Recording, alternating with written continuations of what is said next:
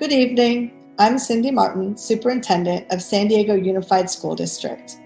On behalf of the more than 120,000 students, I want to thank the San Diego Library, San Diego County Library, and KPBS for hosting this event and providing students, educators, and families this incredible opportunity to engage in meaningful dialogue around literacy.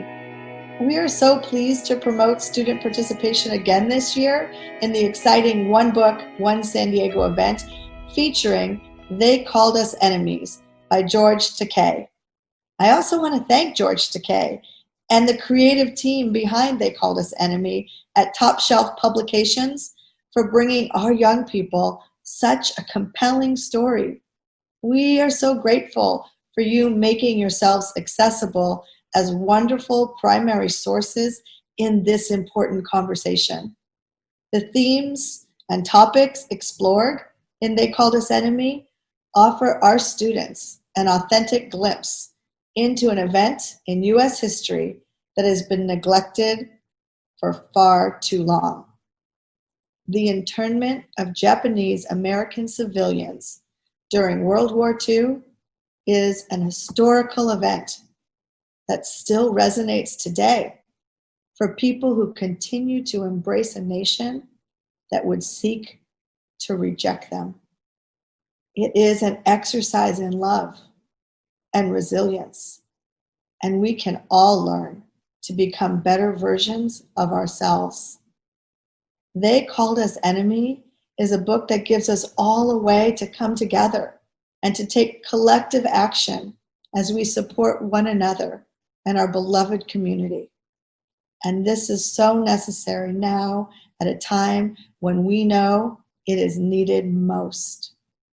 Because it's during these challenging times, like we find ourselves in right now, it's during these times that we come together as a community and we examine and we revise policies and practices that may be dehumanizing to our classmates, our colleagues, friends, family, and wider community. Let's use this engagement opportunity.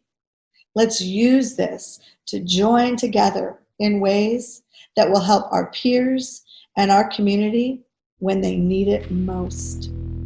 Again, thank you. Thank you for joining and enjoy tonight's session.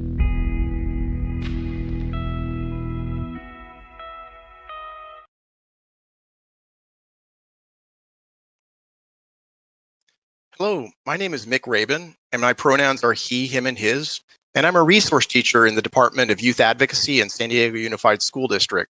I'd like to thank the San Diego County Library, KPBS, and the generous funders of One Book, One San Diego for this opportunity this morning. Today, we'll be discussing a great resource for educators, students, and readers of all ages across San Diego County. We're talking about the graphic novel published by Top Shelf, They Called Us Enemy. It's a book that is a New York Times bestseller and a recipient of the prestigious Eisinger Award. I want to introduce our guests today, the creators of They Called Us Enemy. So with no further ado, I'd like to introduce Justin Eisinger, who's an editorial director at IDW with over 12 years in graphic storytelling. He seeks to create engaging, impactful nonfiction stories. Stephen Scott has worked in comics since 2010 and has written for Archie, Arcana Studios, and Heavy Metal, among others. Artist Harmony Becker has created Himawari, Share, Love Potion, and Anemone, and Catharis. Part of a multicultural family, she's lived in South Korea and Japan. And finally, it's a pleasure to introduce George Takei, who is known worldwide for playing Sulu on the original Star Trek. But George Takei's story goes where few have gone before. After a childhood spent in Japanese American internment camps during World War II, he's become a leading figure in the fight for social justice and LGBT rights. So I'd like to begin by asking you all this morning and saying welcome to you all, to ask you all to describe your motivation. What was the motivation for creating this wonderful graphic novel, They Called Us Enemy? Let's start with George. Thank you very much, Mick. Well, this is the story of my childhood, what happened to Japanese Americans during the Second World War. But it's the main players are my parents. They're the ones that experience the horror, the terror, the loss, and the rage, and the desolation of the internment experience. I I lived through the same thing, but as an innocent child. And so I wanted to capture the parallel story of that innocent child making discoveries about life and exotic places like the swamps of Arkansas or the dry lake bed of Northern California, right by the Oregon border, as well as the anguish that my parents were going through.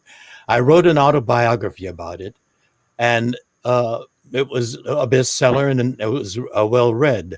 But I still come across people that I consider uh, well read, well informed people who are shocked when I share my childhood experience with them.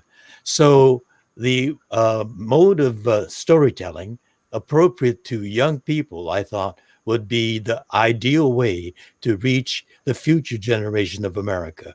Because at that age, you're absorbing in information literally through all your pores, as I was when I was a child. And I was a comic book addict too. So I teamed up with people who know how to use that medium well, and an artist who is able to capture in manga form the emotions of that time, both adult and childhood. And this wonderful team helped me tell that story as a graphic memoir. Thank you so much, George. And let's go with Justin next. Can you tell us a little bit about your motivation, please? Sure. And I mean, George really said everything right there. I mean, he is the heart and soul of this project. If it wasn't for our awareness of his experiences, this would never exist in the first place. But I think something that Mick, I'm sure you understand, is the power of graphic novels to tell complicated nonfiction narratives. And I know that you have experienced Congressman John Lewis, his interactions with students and the public during New York with San Diego Comic-Con. And it was during one of those experiences where I had the privilege of watching the congressman interact with his fans, and also sort of watching adults buy the March book, stand in line, maybe wait an hour or two to meet the congressman briefly. And in that time, I would watch them read the book and transform. I would watch the graphic novel transform someone's understanding, maybe of history, maybe of the world around them, or maybe even their understanding of how they fit into the world. And that was a really powerful transformation to witness in real time.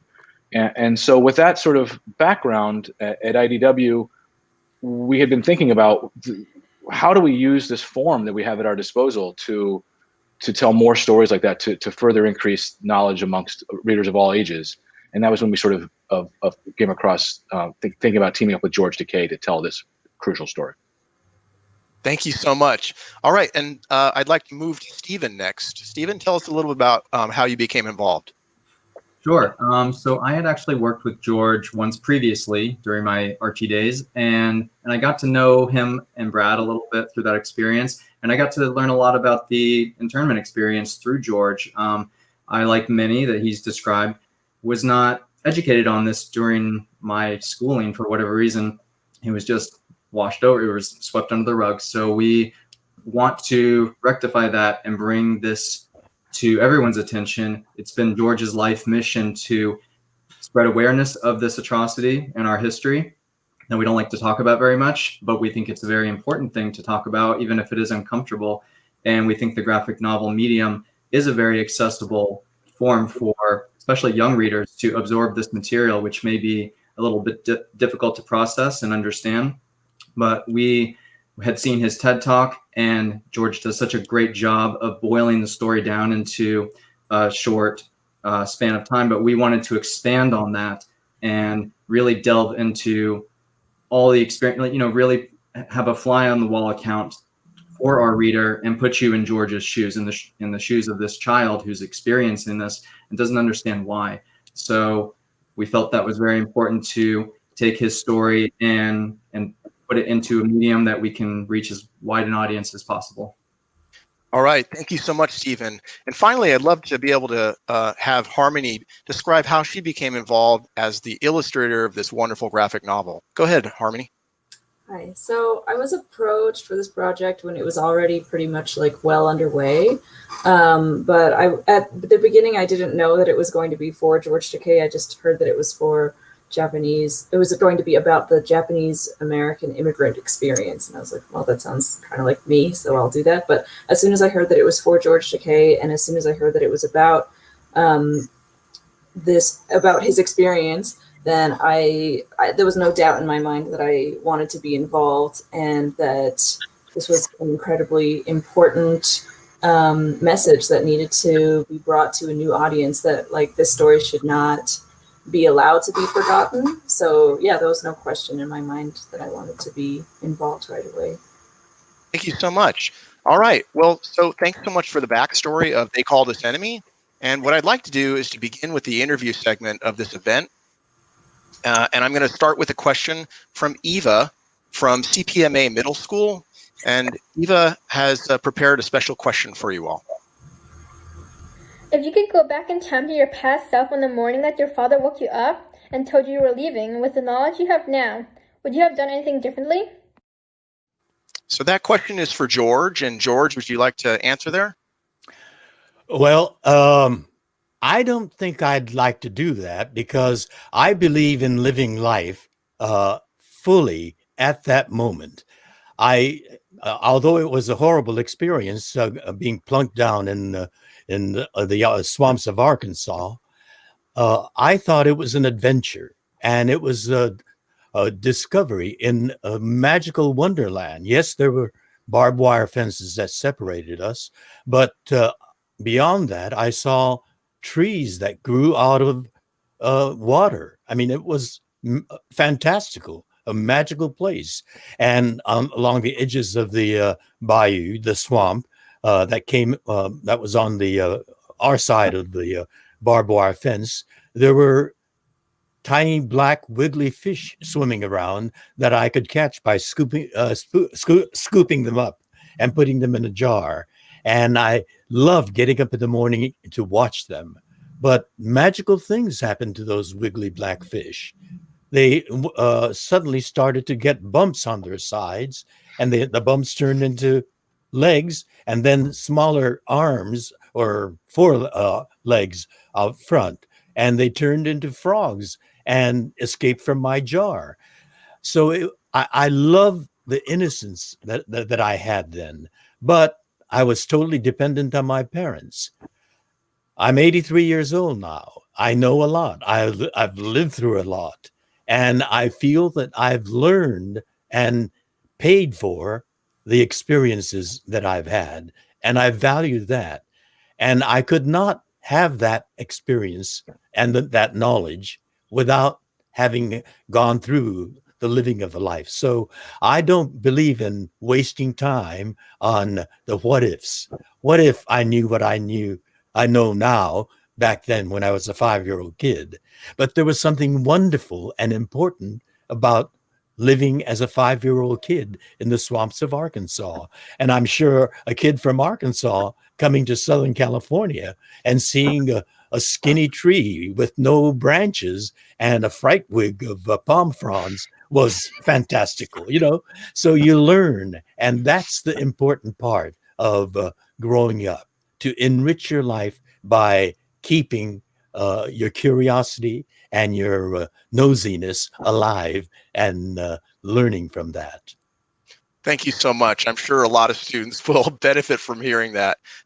So this next question is for Stephen and Justin, if you'd both like to share your take on this. This is a question from Melissa, Andrea, and Melissa from Horace Mann Middle School. When you were in the process of creating this book, what were the most challenging factors for you as a creator?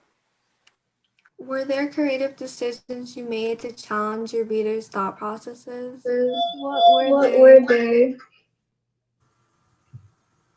Well, first of all, thank you to the students for those insightful questions, and they are great. And the answer is yes.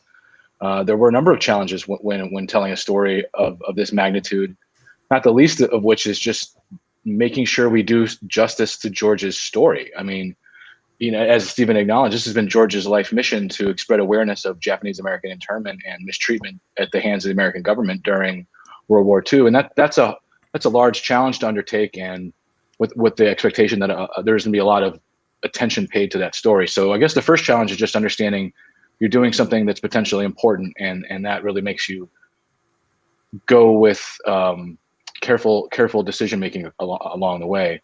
And to speak to the second question quickly before turning over to Stephen, I would say that one of the ways we looked to challenge the thinking of our readers was, the events we were describing took place in the early 1940s. But if you look around at what's happening in 2017, 2020, you can see a lot of parallels between the way we're treating human beings now and the way human beings were being treated at the hands of the government in the 40s. And we worked to draw a connection to help people see that there are ramifications to decisions we make and how we treat what some people would call an other. And anyway, Stephen, can you elaborate on that? Yeah, it was a very interesting process for me because I come from a background of writing fiction primarily. I love being creative and making up stories and characters. This was really my first opportunity to delve into nonfiction writing, which is something that's always interested me. I love reading about other people's stories, but I'd never thought to attempt that myself. And so there was a little bit of a learning curve. I mean, I always research everything when I'm doing my writing, but in this particular case, there was a lot more research involved. We had to put on our historian caps and really delve into what was happening during that time in our country and to get a better understanding to help hopefully explain it to the next generation. This is what happened, and these are the repercussions, to echo Justin. I think that was very important to show as well, to draw those parallels. So yeah, that's my answer for that question as well. Thank you. Always writing and creating stuff is a nuanced process, and it's important for our students to be able to hear that. So thank you so much. Our next question is for George, and this is from Emmy at Chesterton Elementary School. Why do you think the struggle for civil rights persists to this day? And why does the struggle seem to be as difficult as ever? Well, Emmy, our country has a long history that goes back to the 17th century. And we have the legacy of that history. The main challenge of that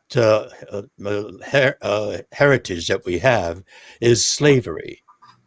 Human beings were brought to this country from Africa and employed as slaves, or they were actually owned. Human beings were owned by other human beings.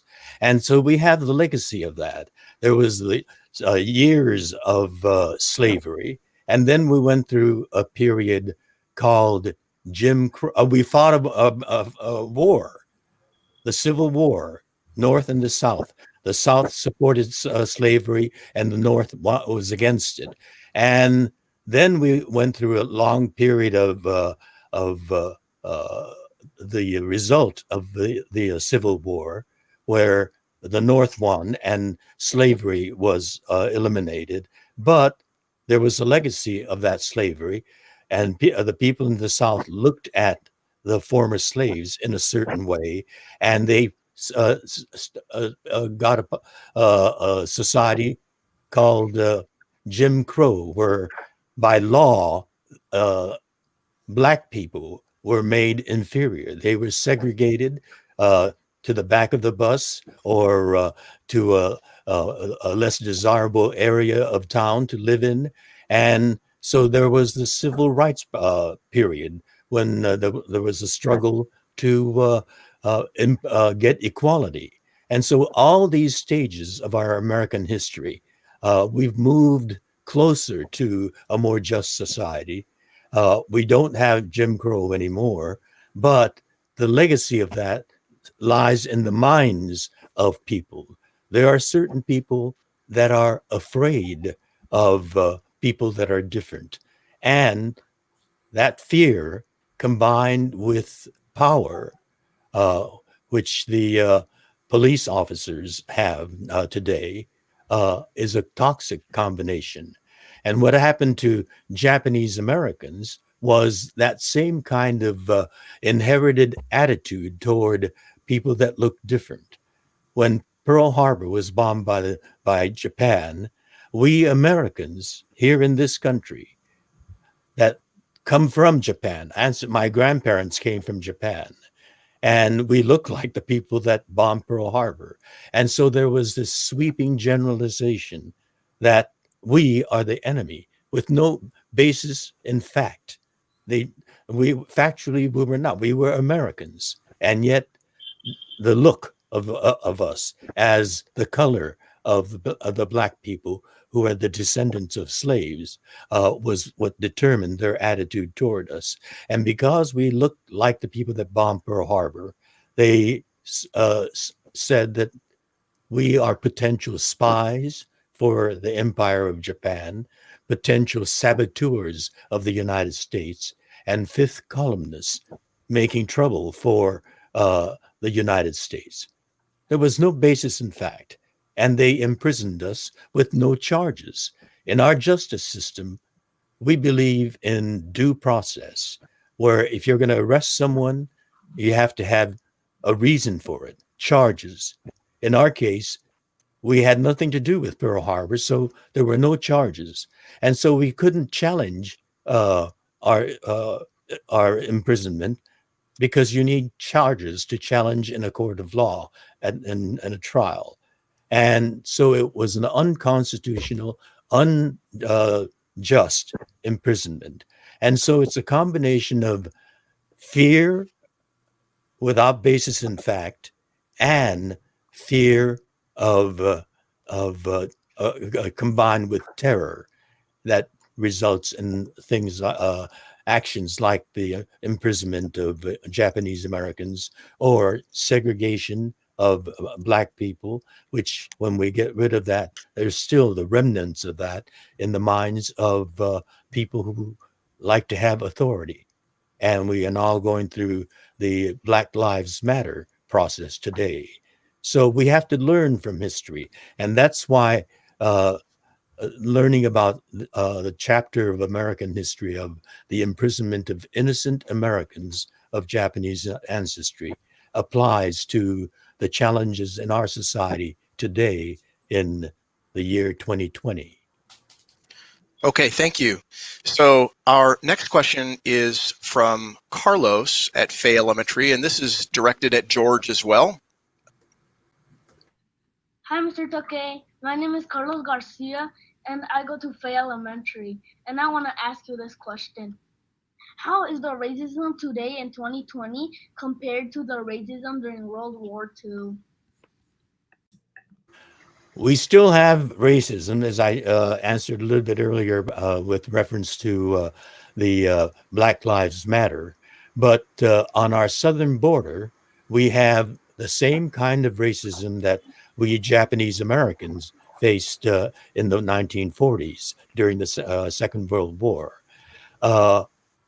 People from south of the border, particularly from the Central American areas, Guatemala, El Salvador, and southern Mexico, where there is violence and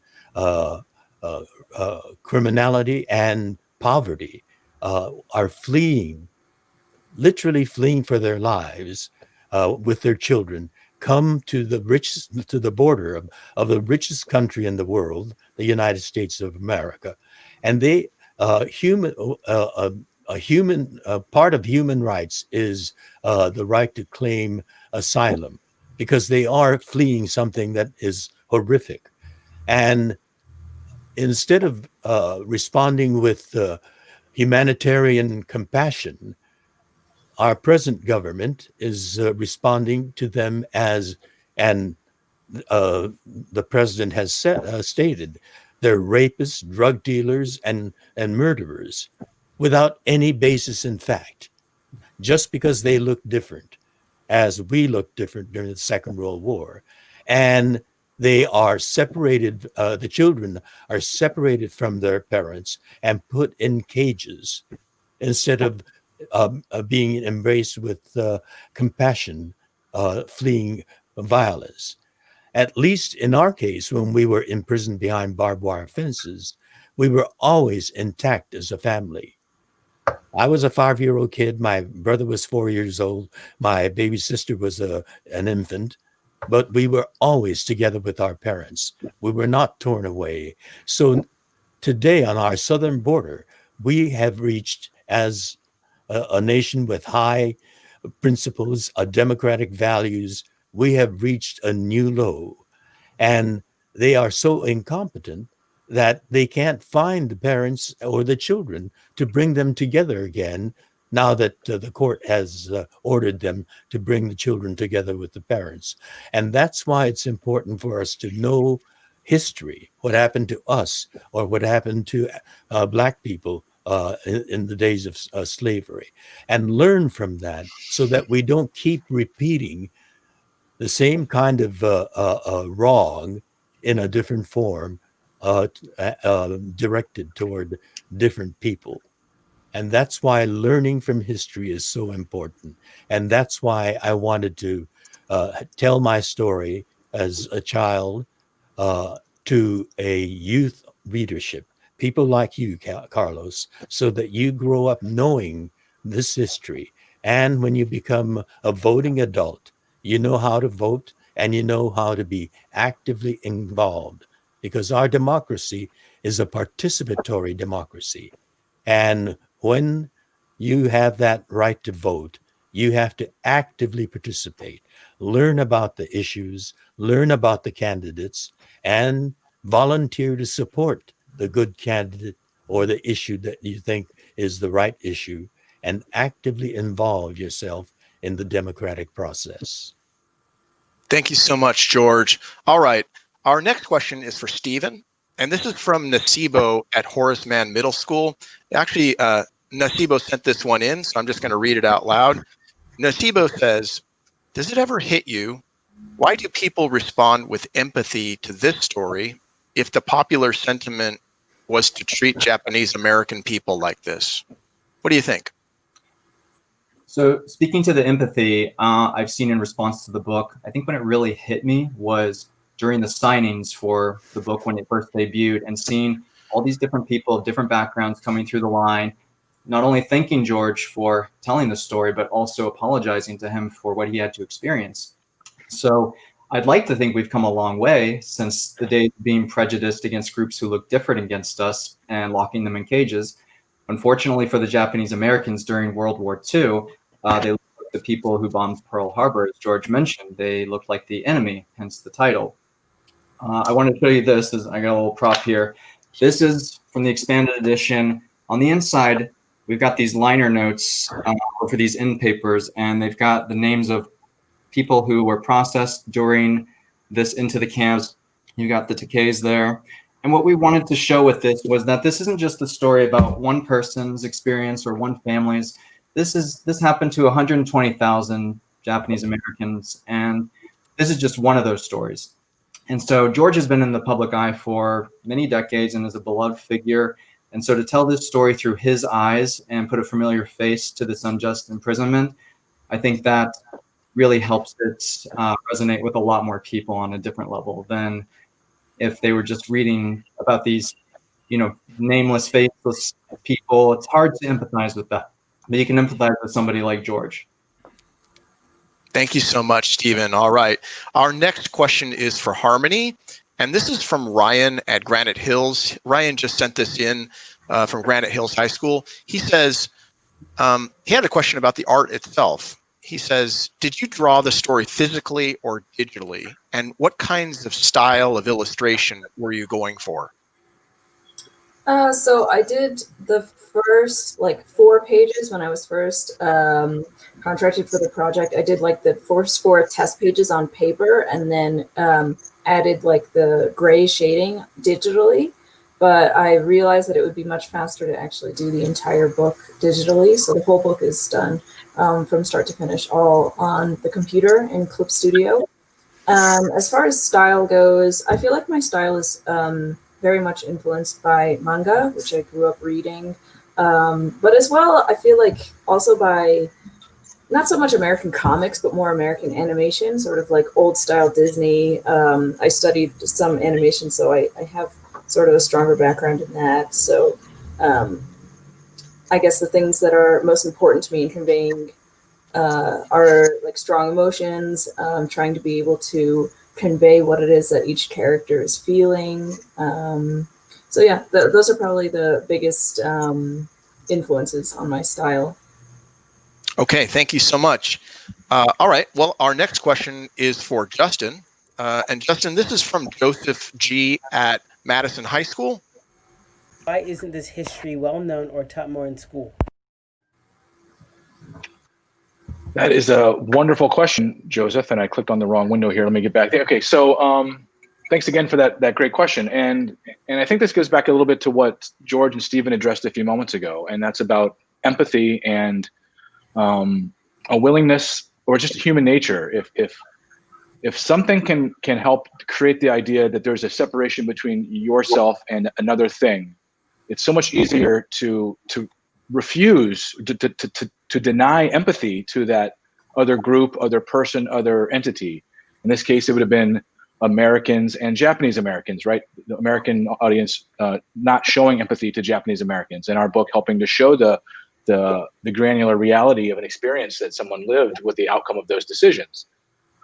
But to speak to your specific question in terms of like, why don't people know about this more easily? I think that for this story, there's really two factors. The first is something that George explained to us multiple times during the creation of the book, and that was that Japanese American families didn't often talk about the experiences that they had in the internment camps. It wasn't something they really shared generationally or spoke about amongst themselves in the community. And George, I think, is the best person to speak to maybe the whys and wherefores. But really, that sort of created a breakdown in the handing off of this history even within Japanese American families. And so George's family was a bit of an anomaly in that he and his father would talk at length for most of their lives about the experiences. That's where George's father was able to really instill the idea of participation in democracy and how important that is as Americans, and that's really what makes everything work, which is a huge part of our story. Encouraging all of you reading this now to be active and participate in things like voting or civil activity and taking responsibility for the quality of your own communities. I think that's really important. And so what that's all getting at is that the Japanese Americans weren't really speaking about what had happened to them for their own reasons. And I think, as you might imagine, America as a larger whole didn't really want to broadcast what it had done to its own citizens that was really a morally bankrupt decision.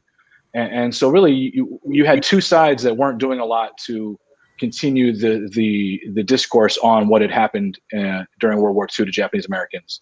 And I think that's one of the real reasons this is sort of fallen by the wayside. And one reason we thought it was so important to make this book and get it to be really in the center of discussion. And if you look, Joseph, and anyone else listening, there is a very, very long line of terrible racially motivated massacres or events that have happened within American history that are often forgotten and swept under the rug. And this is just one of them we were able to dive into and bring to life in this story. All right, thank you so much, Justin. And our next question is for George, and this one is from Daniel at Chesterton Elementary School. Do you ever still feel like people don't like you or treat you differently for some factor of your identity?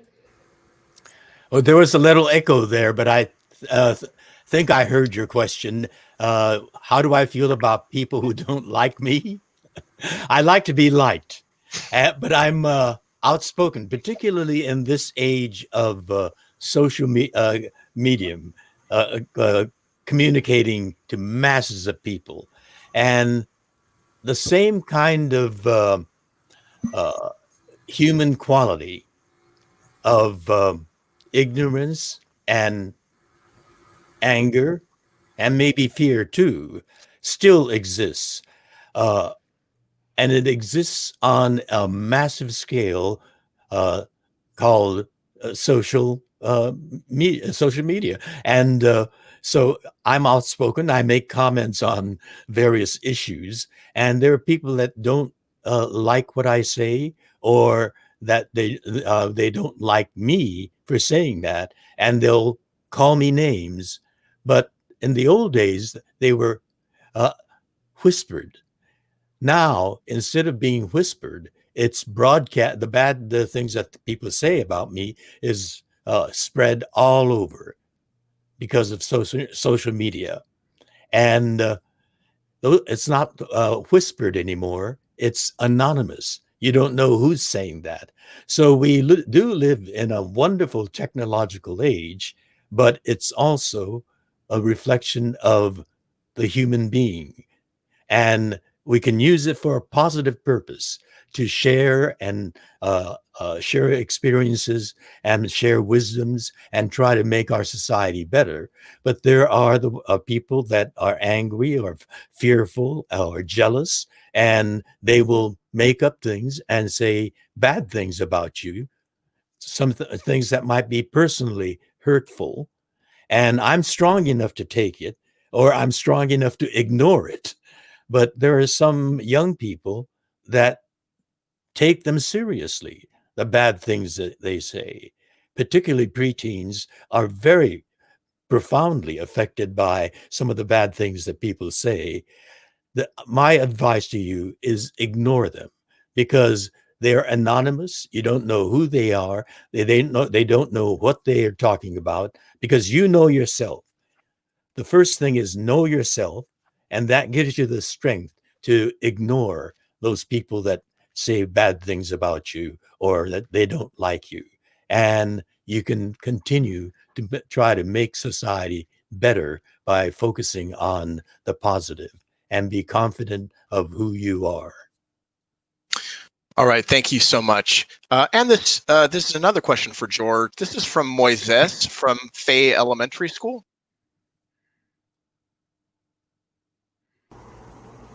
Did you ever say to your dad that you love him for everything he did and he taught you? Well, thank you for asking that question, Moises.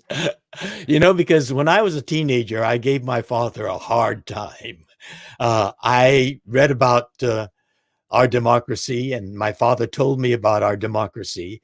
And my father told me that it's important that we speak up, speak out. And I spoke up and spoke out to my father. And there's one conversation that I still regret and feel very badly about. We were talking about the internment, and the conversation got pretty heated. I kept saying, "Daddy, that was wrong. The government didn't treat us right. You led us like sheep to slaughter by taking us into the prison camps." And suddenly the conversation stopped. My father was silent. And I sensed immediately that I had touched a nerve. I had hurt him.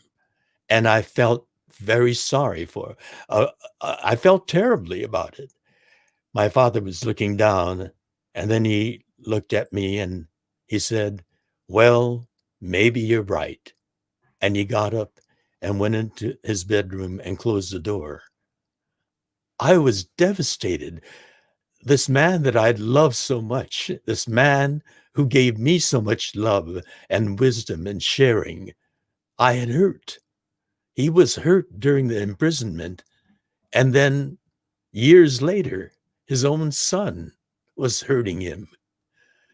And I felt like getting up and knocking on his door and apologizing, but it was awkward.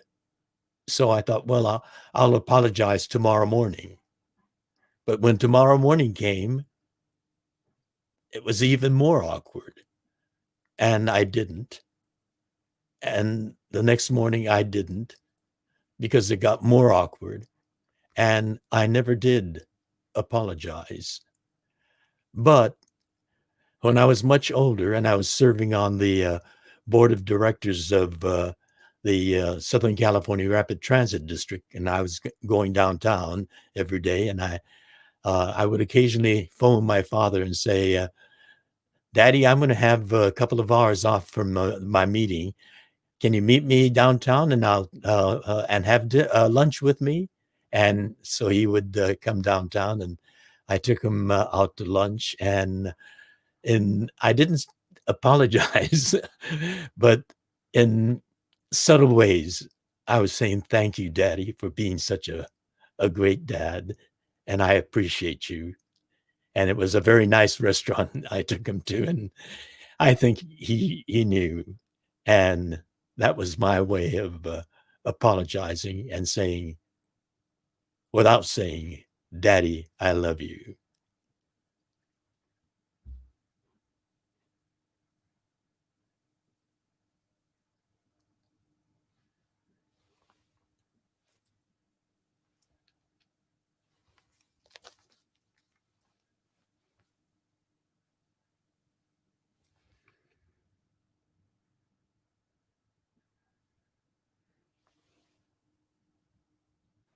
Hey, Mick, I think you're muted right now.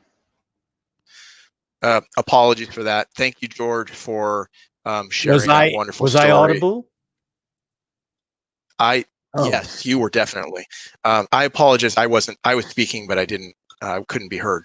So I just want to say thank you for that story. I think it's really important for our youth, especially, to hear that there are pathways for us to make something right.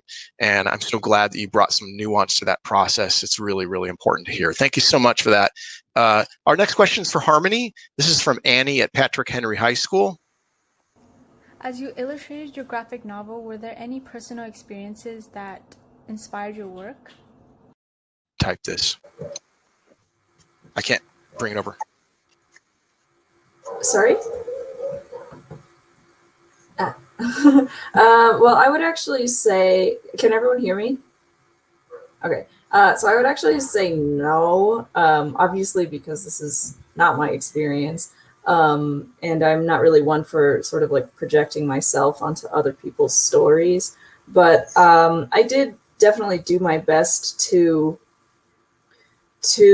try to imagine what it was like to be in this experience, try to imagine exactly what kinds of feelings were going through everyone's heads, and think very hard about how I can convey those emotions in the most effective way where it would really reach the audience. So yeah, I mean, that was just the most important thing to me, was to make all of the emotions feel really real. So I think trying to access a part of myself that is able to empathize with other people and to empathize with other people's pain is probably the best way to be able to like tell the story effectively, even if nothing like this has ever happened in my own life. Thank you so much, Harmony. All right, that's wonderful. I'm going to read a question now, and this one is for George. It's from a student, Jacob, at Granite Hills High School. He says, do you think the civil rights movement has improved in America since the events in your book? And do you think people still have much work to do? I think the civil rights movement has constantly been improving. I was involved in the civil rights movement in the 50s and 60s. I met Dr. King. We marched together, and he spoke at a big rally that we sang at. I was doing a civil rights musical called Fly Blackbird, which was a big hit in Los Angeles. By big hit, we ran for 11 months. And the cast was invited to almost all of the civil rights rallies in LA County. And Dr. King was invited to be the keynote speaker at the biggest of all those rallies. And we were invited to sing at that. And so I was actively involved in the civil rights movement. And that was the very fact that we were now part of a movement to make the ideals of democracy truer for African Americans with that heritage of slavery and civil war that they have was an improvement. But, change happens slowly and in increments.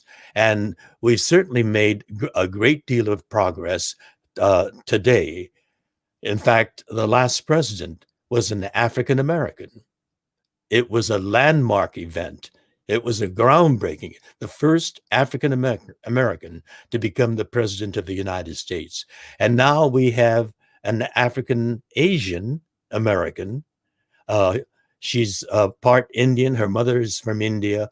Her father is from Haiti. Is it Haiti or was it?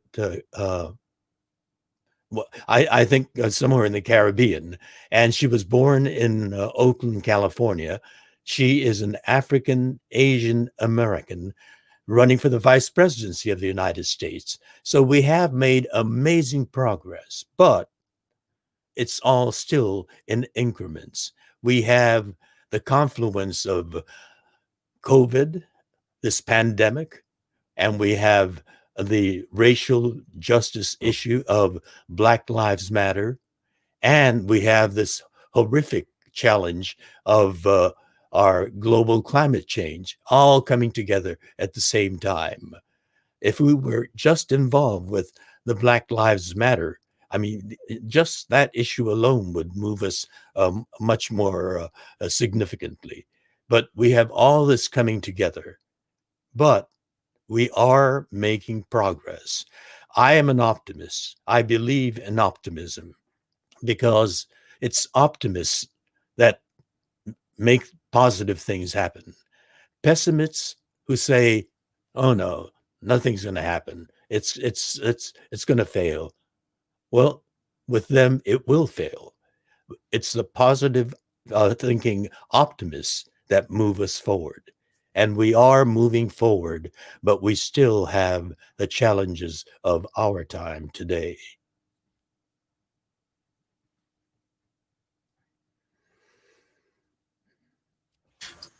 Thank you so much, George. All right, and our next question is from, sorry, I think I got mixed up on the order. Our next question is from, for George, from Brant at DePortola Middle School. Hello, my name is Brant, and I'm a 6th grader at DePortola. This is my question. What advice do you have for us as students as we live through COVID-19 and our world is changing? Yes, our world is changing, and we want to get back to where we were this last January before COVID put us in quarantine. But the important thing is for us to go make our decisions based on facts. Science is fact. The findings of science is based on various experimentation and scientists who know about science and deduce more facts and gather facts and make recommendations on how we should behave under these circumstances where our adversary is invisible and it connects us, sickens us through the air. Invisible adversary that attack us through the air, through our ears, nose, eyes, and contact with others. And so we have been given scientific fact and the wise way of dealing with these issues is the protocols. And they tell us that the most important thing is wearing a mask. We all need to be masked people. Those are the ones that are going to survive, and to keep a social distance. Don't get too close because the air is what carries this virus. And, I did Star Trek, and there's a wonderful greeting that comes from Star Trek that can also be used in quarantine. It's this gesture of the Vulcans, which means live long and prosper. But I add to that, live long and prosper and stay back. Stay back. We'll live long and prosper if you stay back. Okay. All right. I can't top that. Our next question is again for George. This is from Gianna at Mann Middle School. Sometimes when people get discriminated against because of their race, they wish they weren't the race they are. During this time period, how did you feel about your own identity as a Japanese American? Well, John, I was fortunate in having the parents I did because, and I was young enough, so I was dependent on my parents for how I perceived myself. They said, we are of Japanese ancestry. My grandparents, their parents came from Japan, and we have a wonderful heritage, and we are a proud people.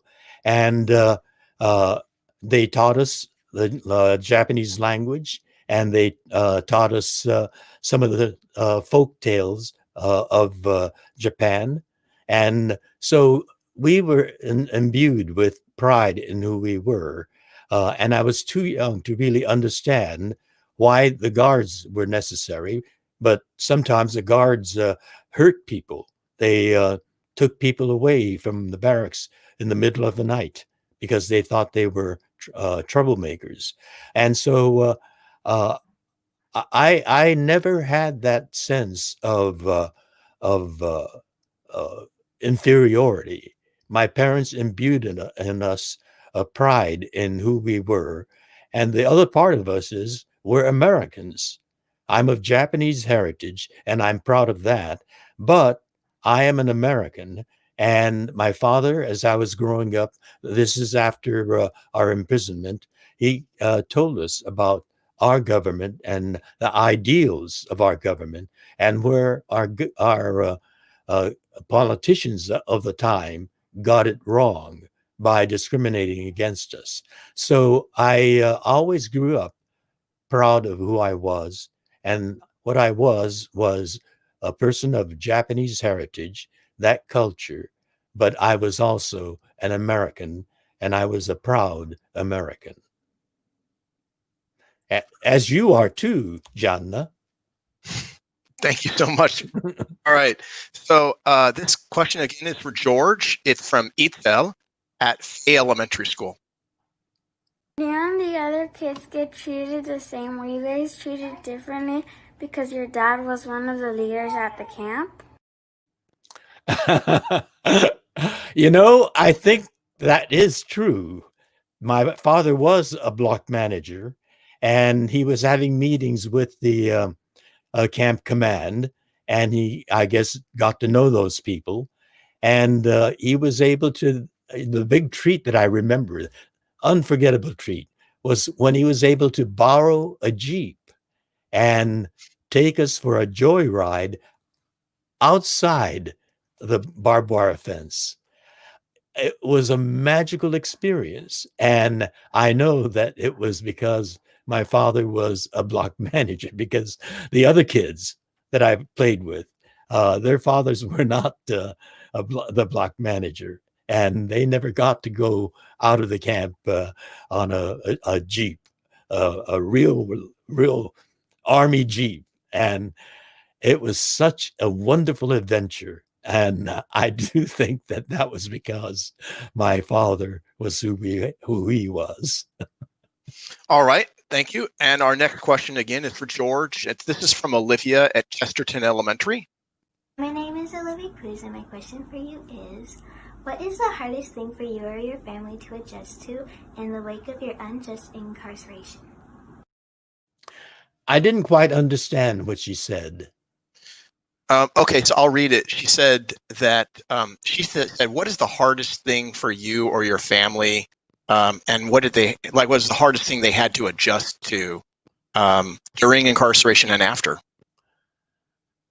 For my parents, even before we were incarcerated, there were horrible things that happened. My father's car was graffitied. My parents' bank account was frozen. We had no access to money. And so my father's business was destroyed, and we couldn't make mortgage payments. So we lost our home. It's hard to say what was the worst thing, because imprisonment came after that. But before imprisonment, it was devastating for my parents to have everything taken away from them, stripped clean and impoverished. And then on top of it, to be put in a prison camp in the swamps of Arkansas.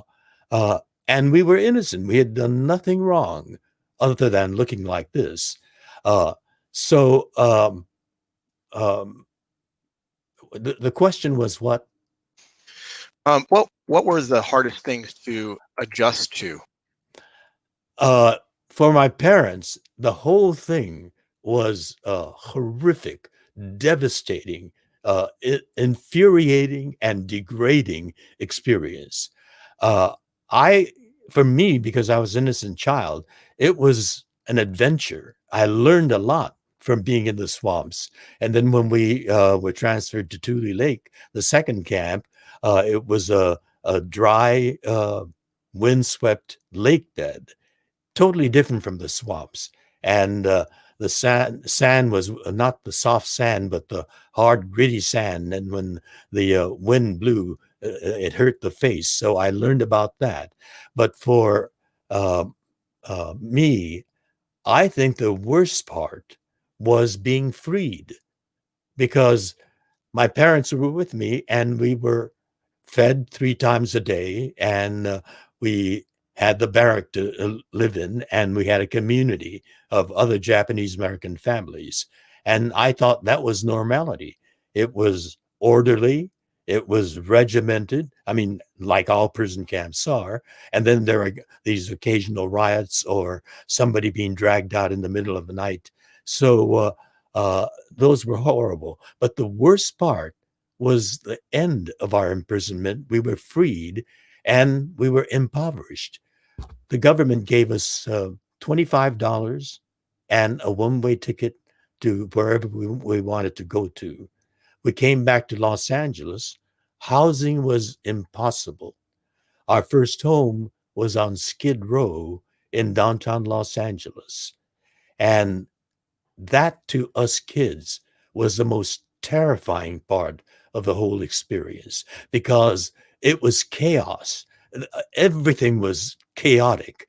Sirens screaming all the time, ambulances, police cars, people yelling and screaming and fighting, derelict women pulling each other's hair, scary, smelly, ugly people staggering about, leaning on the walls, lying on the sidewalk.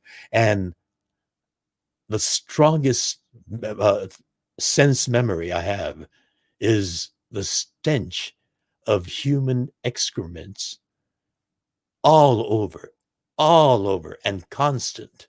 The smell of urine on the sidewalk, in the hallways, in the alleys, everywhere. That was there was a derelict that came at us. We thought he was going to attack us. And as he got near us, he collapsed right in front of us. And my baby sister said, "Mama, let's go back home." Back home to her was behind the barbed wire fences. To her, that was home, because there was order. Everything was rigid and disciplined and orderly. And it was the polar opposite of being freed.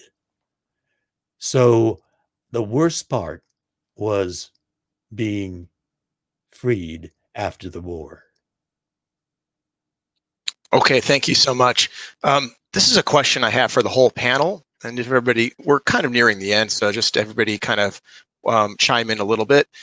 What do you hope that your readers take away from this book? And let's start with Harmony. I would hope that people would take away the sense that pretty much the color of your skin is not going to protect you ever, that anything can happen to anyone, and so we all have to be empathetic towards each other and be understanding of each other. And I suppose also just sort of like a sense of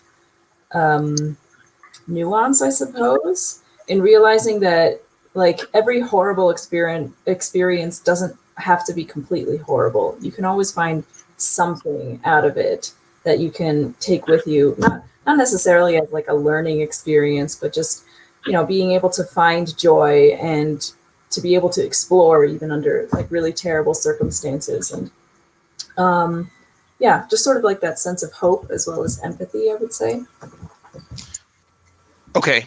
And Stephen? Harmony took all the best answers. I was going to say to that effect, I mean, this is borrowing from George, but yeah, the idea of this being a book of hope and showing that the decisions we make now does have a major impact on the future, and just trying to illustrate that as best we can to hopefully plant the seed in young minds that there is a better way forward. And so just showing that, again, this isn't just a Japanese American problem. This is an American problem as a whole. And we need to look at ourselves and really explore how we can change the way we're doing things so that this never happens again. And so, yeah, this happened to George. It can happen to anybody. That's kind of the message we want to great. send. And Justin?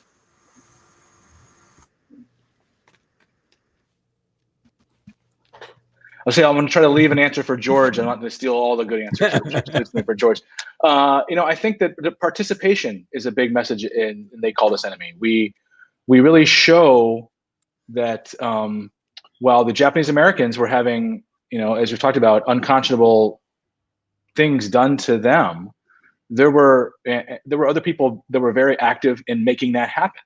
And so there's always a push and pull in policy, in life, and politics. And if your best bet at getting a positive outcome for yourself or your community or just humanity is to participate in that decision-making process.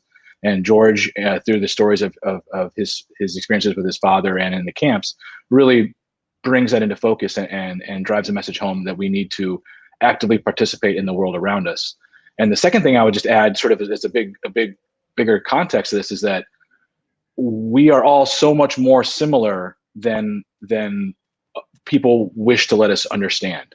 There's a lot of money and energy spent into trying to divide communities and to divide the public, to see things as skin color or ethnicity as major differences into how we live our lives and the quality that our lives should entail. And that is all false.